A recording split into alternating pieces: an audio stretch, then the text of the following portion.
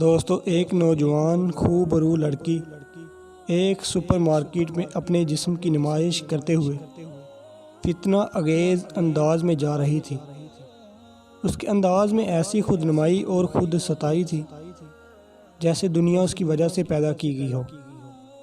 وہاں سے ایک نیک اور صالح نوجوان گزر رہا تھا۔ اس نے ارادہ ہمدردی سے کہا، میری بہن، اپنی اس روش سے باز آ جاؤ۔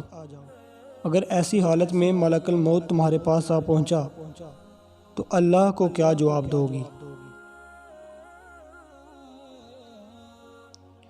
اس کے جواب میں وہ مغرور خوبرو لڑکی کہنے لگی، اگر تمہیں جرأت ہے تو ابھی اپنا موبائل نکالو اور اپنے رب سے کال ملاؤ کہ وہ ملک الموت کو بھیجے۔ وہ نوجوان کہتا ہے کہ اس نے ایسی ہولناک بات کہی تھی کہ مجھے ڈر ہوا کہ کہیں اس بازار کو ہی ہم پر نہ الٹا دیا جائے۔ میں ڈرتا ہوا جلدی سے وہاں سے نکلا۔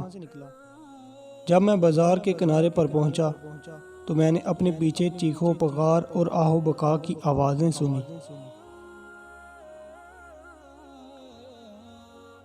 میں واپس مڑا تو دیکھا کہ ایک جگہ لوگ اکٹھے ہیں۔ یہ وہی جگہ تھی جہاں میری اس لڑکی سے بات ہوئی تھی۔ میں وہ منظر دیکھ کر ڈر گیا۔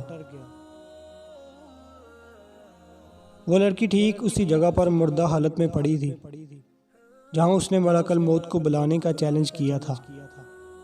میں تو اس چیلنج کے بعد فوراً وہاں سے نکل گیا تھا، لیکن لڑکی اسی وقت منہ کے بل گری اور دم توڑ دیا کیونکہ ملک الموت آ پہنچا تھا۔ قارئین کرام، یہ واقعہ بالکل سچا ہے اور ایک عرب ملک میں پیش آیا تھا۔